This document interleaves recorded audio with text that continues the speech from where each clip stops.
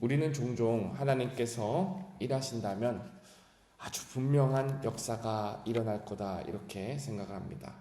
눈에 보이는 기적이라든지 아니면은 한순간에 상황이 역전된다든지 악한 자들이 무너지고 사람이 하루아침에 변화되고 교회가 부흥하고 모든 문제가 해결되는 것이 하나님의 방식이다 이렇게 받아들여요.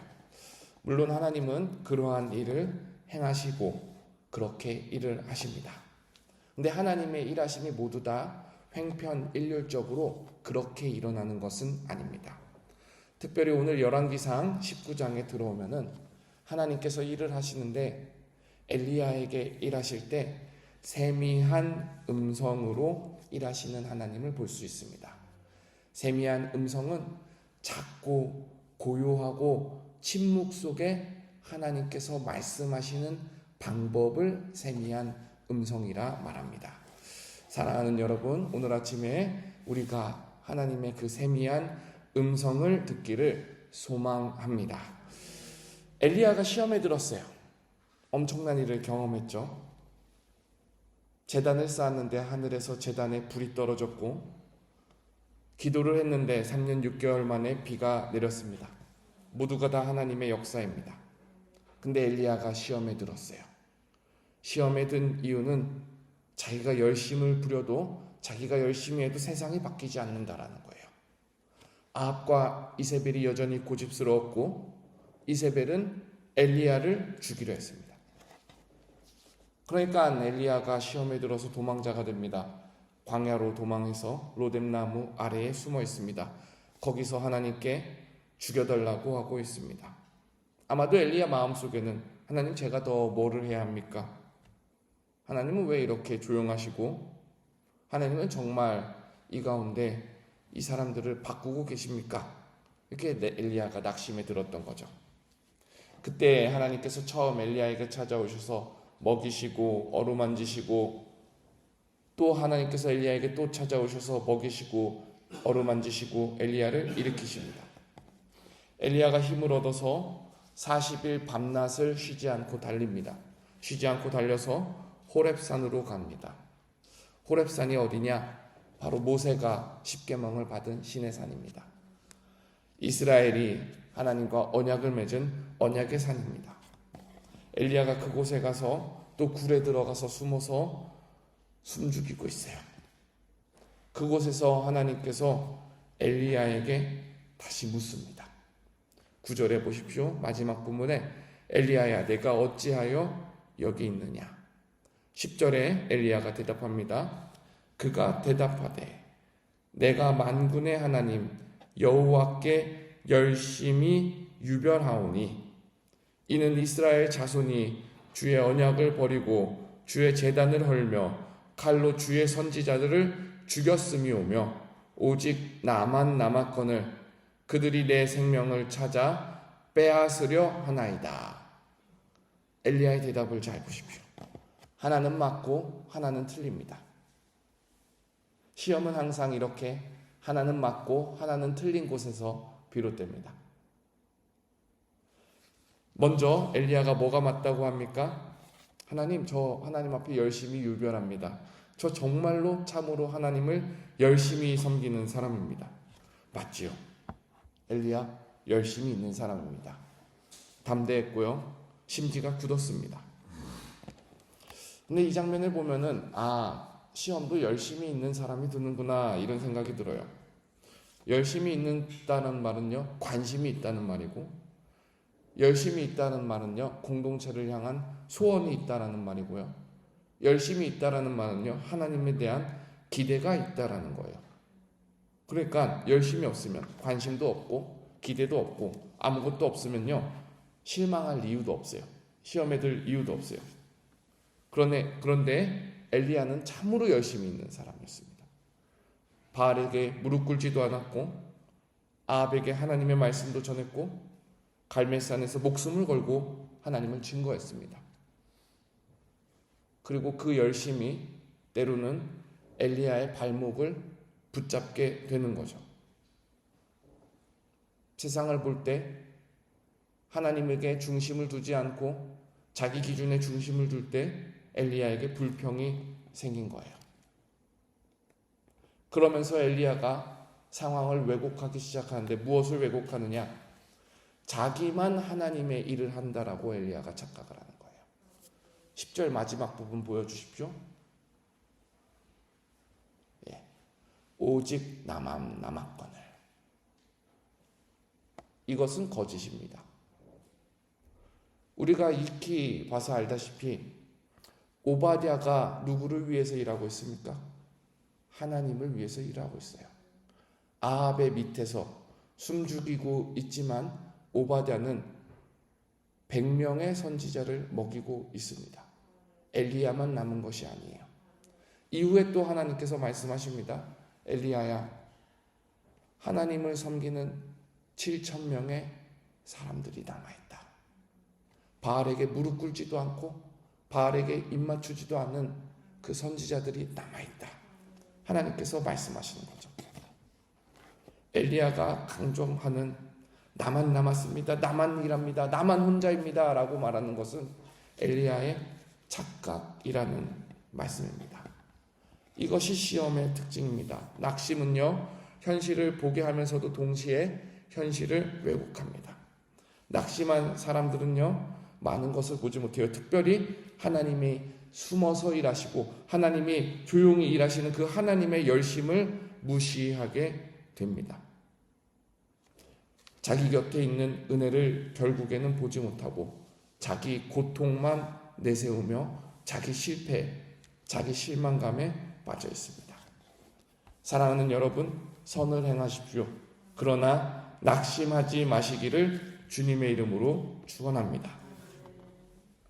오늘 본문은 낙심한 엘리야에게 다시 한번 일어날 수 있는 힘을 줍니다.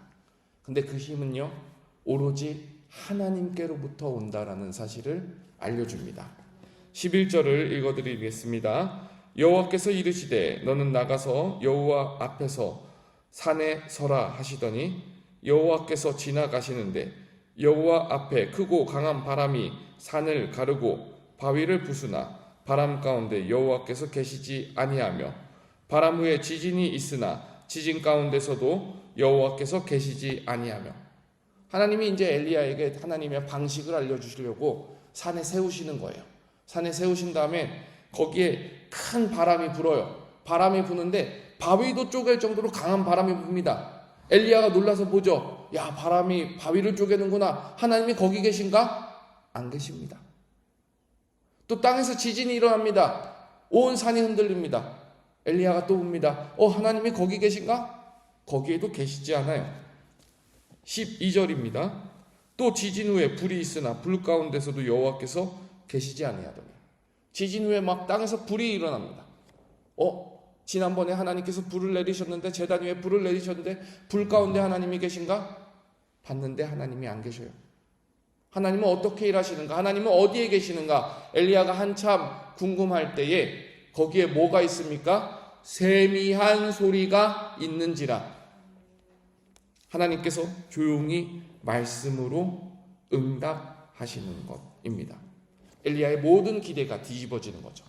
바람, 지진, 불, 눈에 보이고 큰 역사, 하나님께서 엘리야에게 알려주시는 것은 그 역사에만 하나님이 있는 것이 아니라 세미한 음성, 아무도 듣지 못할 것 같이 조용한 음성을 바로 듣는 것이 바로 하나님의 백성의 특징이다라는 것을 알려주시는 것입니다. 사랑하는 성도 여러분, 우리는 여기에 주목해야 합니다. 하나님께서 우리를 크게 흔들릴 때만 반응하면 안 됩니다. 하나님께서 우리에게 정말로 조용하게 말씀하실 때, 기도 가운데 우리의 마음을 다루실 때나 매일같이 반복되고 매주같이 반복되는 그 설교 가운데, 예배 가운데 우리의 마음을 찌르실 때에 그 세미한 음성을 듣는 것이 바로 주님의 백성의 특징입니다. 13절과 14절에 보면은 하나님께서 엘리야와 대화하시는 게 똑같이 반복돼요. 하나님이 어찌해서 여기 있느냐 13절에 다시 물으니까 14절에 똑같은 소리를 엘리야가 합니다. 14절에 똑같은 소리를 해요. 그가 대답하되 내가 만군의 하나님 여호와께 열심히 유별하오니 이는 이스라엘의 자손이 주의 언약을 버리고 주의 제단을 헐며 칼로 주의 선지자들을 죽였음이오며 오직 나만 남았거든. 그들이 내 생명을 찾아 빼앗으려 하나이다. 아직까지 엘리야가 바뀌지 않고 있죠. 근데 여기서 하나님은 엘리야에게 사명을 먼저 주시고 그리고 나서 엘리야에게 세미한 음성 가운데 엘리야가 시험에 든 그 시험의 사실을 바로 잡아 주십니다. 이 모든 과정 가운데 엘리야가 사실 한 것이 없어요. 엘리야가 하나님을 붙든 것이 아니라 하나님께서 엘리야를 붙드셨고요. 엘리야가 스스로 찾아서 먹고 스스로 찾아서 일어난 것이 아니라 하나님께서 엘리야를 먹게 하시고 쉬게 하시고 다시 일으키셨고요. 그럼 엘리야가 지금 하면 되는 것이 무엇이 있습니까? 딱 한 가지 하면 됩니다. 딱 한 가지. 하나님이 돌이키라라고 부르셨을 때 돌이키면 되는 겁니다. 하나님께서 채우셨다면 그 말씀에 응답하는 것이 엘리야의 책임이고요. 하나님께서 부르셨다면 거기에 길에 올라서 다시 걸어가는 것이 엘리야의 책임이에요. 엘리야가 힘들다고 굴 안에 머물러 있으면 더 이상 엘리야에게는 역사가 없습니다.